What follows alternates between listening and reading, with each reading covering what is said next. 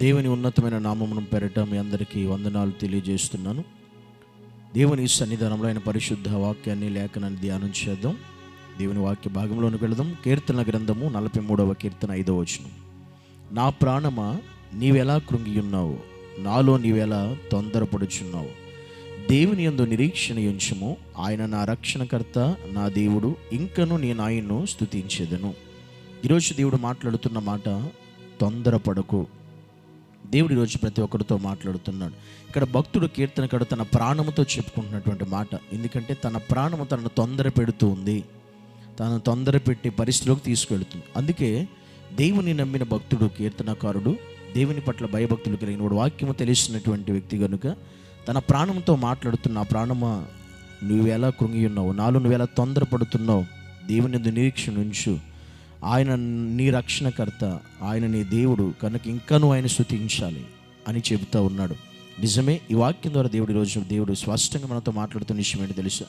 ఈరోజు చాలామంది జీవితంలో తొందర చాలామందికి ఎక్కువ. తొందరపడుట వలన మనం అపాయంలో పడిపోతామని దేవుని వాక్యం సెలవిస్తుంది.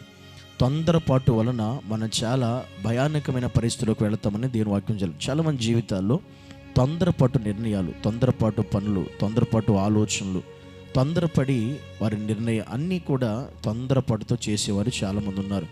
మన జీవితంలో ఇప్పుడు ఏ విషయంలో కూడా మనం తొందరపడకూడదు, తొందరపడి నిర్ణయం తీసుకోకూడదు. ఒక నిమిషం మనం ఆలోచిస్తే ఖచ్చితంగా దేవుడు మనతో మాట్లాడతాడు, మనం దర్శిస్తాడు, ఆయన ఆలోచన మనకి ఇస్తాడు.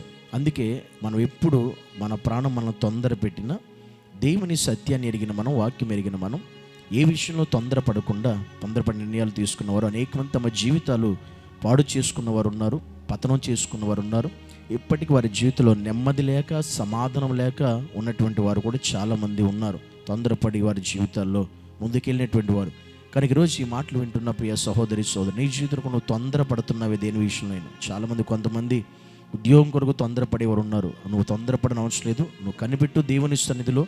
దేవుడు సమయానికి దేవునికి ఇస్తాడు. కానీ తొందరపడి వేరే మార్గంలోకి వెళితే నువ్వు లేనిపోని పరిస్థితులు చిక్కిపోవచ్చు. కొంతమంది తొందరపడి వివాహాల విషయంలో కొంతమంది తొందరపడి వివాహాలు చేసుకునే వాళ్ళు ఉన్నారు. అలా తొందరపడి వివాహాలు చేసుకున్న వారు ఈరోజు చాలామంది బాధపడుతున్నారు, చాలామంది కృంగిపోతున్నారు. వారి జీవితం ఎప్పటికీ సరిలేక ఏమవుతుందో వారి జీవితం అర్థం కాని పరిస్థితిలో తొందరపాటు వలన జరిగిన పరిస్థితులు ఇవన్నీ కూడా. అలాగే ఈరోజు తొందరపడి చాలామంది కొన్ని పరిస్థితుల్లోకి వెళ్ళిపోయారు. ఈరోజు ఈ వాక్యం ఎవరితో మాట్లాడుతున్నాడో దేవుడు తెలియదు, కానీ ఖచ్చితంగా ఈ పరిస్థితిలో ఉన్న నీతో దేవుడు మాట్లాడుతున్నాడు. నువ్వు కూడా తొందరపడి కొన్ని పరిస్థితుల్లో చిక్కున్నవేమో, తొందరపడి కొన్ని పనులు చేసి అపాయంలో ఉన్నవేమో, తొందరపాటు వలన ఇప్పుడు రోజు నువ్వు బాధపడుతున్నవేమో. అందుకే దేవుడు చెప్తున్నాడు, నువ్వు తొందరపడొద్దు, నీవు ఎట్టి పరిస్థితిలో కంగారు పడొద్దు. ఎందుకంటే నువ్వు దేవుని యందు నిరీక్షణ ఉంచు. ఆ నిరీక్షణ కలిగిన మనసు నీకు ఉండాలి. ఈరోజు ఏ విషయంలో నీ ప్రాణము, నీ ఆలోచనలు నిన్ను తొందర పెడుతున్నాయో, నీ దేహం నిన్ను తొందర పెడుతుందో ఆ విషయంలో తొందరపాటు కాకుండా ఒక నిరీక్షణ దేవుని పట్ల నువ్వు ఉంచి, ఒక విశ్వాసం దేవుని పట్ల ఉంచి, నువ్వు నిమిషం ఆలోచించి ముందుకు కొనసాగితే, దేవుని మాటను బట్టి, ఆలోచన బట్టి దేవుడు నీ జీవితంలో ఎటువంటి అపాయము జరగకుండా, ఎటువంటి ప్రమాదం జరగకుండా, ఎటువంటి కీడు నీకు రాకుండా, ఎటువంటి అసమాధానకరమైన పరిస్థితులు, ప్రతికూల పరిస్థితి నీ జీవితంలో జరగకుండా దేవుడు చేస్తాడు. కనుక ఏ విషయంలో ఎవ్వరు దేన్ని బట్టి మీరు తొందరపడొద్దు. తగిన సమయానికి దేవుడు ప్రతిదీ మీ జీవితంలో జరిగిస్తాడు. ఆ గొప్ప నిరీక్షణ దేవుని పట్ల మీ అందరికీ కూడా ఉండునుగాక.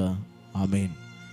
యేసు నీకు వందనాలయ్య, స్తోత్రాలు చెల్లిస్తున్నాం ప్రభు. ఈరోజు తొందరపడి అనేకమంది తమ జీవితాల్లో అనేకమైన పరిస్థితుల్లో ఉన్నటువంటి వారు ఉన్నారు. ఈరోజు ఎవరైతే తొందరపాటు కలిగి కొన్ని పరిస్థితులు చిక్కిపోయే వారి కొరకు నేను ప్రత్యేకంగా ప్రార్థిస్తున్నాను ప్రభు. వారి జీవితంలోంచి, ఆ స్థితిలోంచి వారిని బయటికి తీసుకురండి, విడుదల కలిగించండి, వారికి సమాధానం దయచేయండి. ఇంకా కొంతమంది తొందరపడి ఏదో ఒక నేను తీసుకున్న ఆలోచనలోకి వెళుతున్నారేమో, వారిని మీరు ఆపమని ప్రార్థిస్తున్నాను. ఈరోజు వారి జీవితంలో నిరీక్షణ వారిలో కలిగించండి, ఒక విశ్వాసం వారిలో పుట్టించండి.